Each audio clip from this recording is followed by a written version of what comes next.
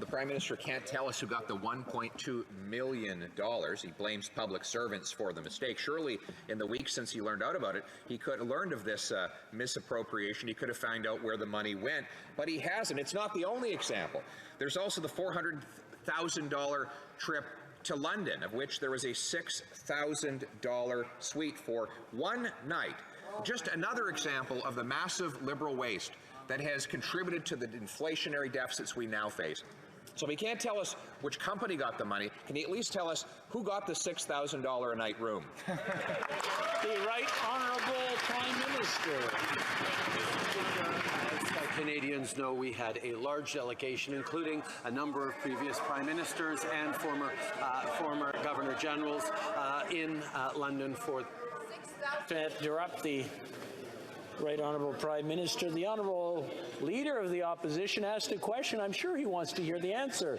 So I'm just going to ask everyone to calm down, and so we can hear the answer. The Right Honourable Prime Minister, from the top, please. That's a lot of words. Mr. Speaker, to mark the passing of Her Majesty Queen Elizabeth II, Canada had a large delegation that went to London to the funeral, including a number of former Prime Ministers and former Governors General. We stayed in the same hotel. Mr. Speaker, having a strong Canadian presence there as one of the top realm countries was expected of us, and it was important to see all Canadians so well represented together at the funerals.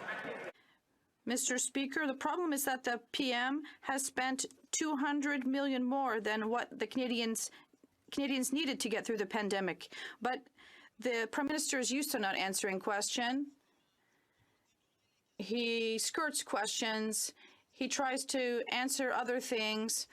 Every time Canadians tell me, the Prime Minister, will he one day answer a question? And I have a simple one to ask him today. Can he tell us who slept in the famous $6,000 suite in London? Simple question. Who slept in that room? The Right Honourable Prime Minister.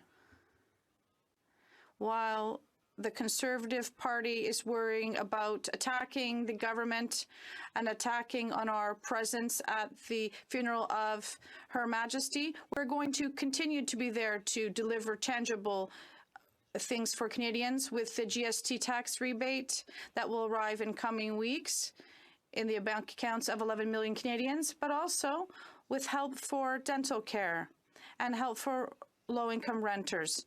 These last two benefits are initiatives that the Conservatives are against.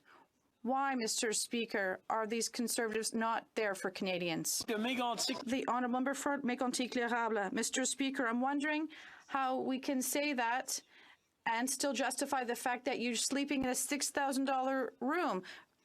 Many Canadians can't sleep in a $6,000 suite.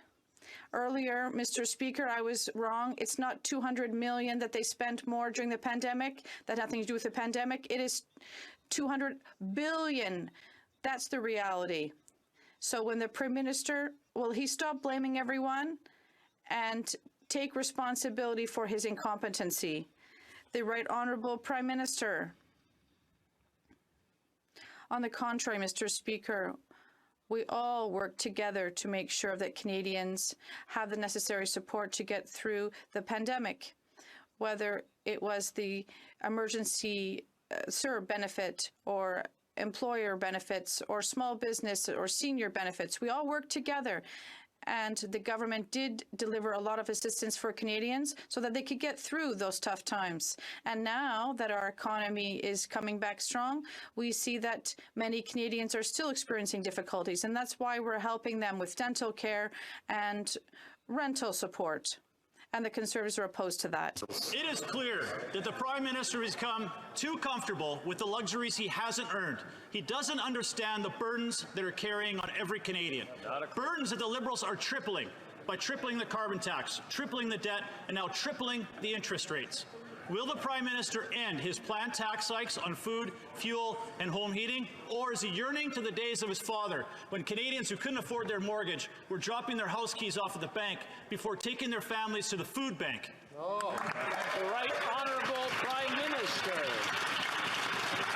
There is much infamy misinformation floating around there, out there, and that's why we're happy to put things very clear for Canadians, despite the approach that the members of the opposition are taking.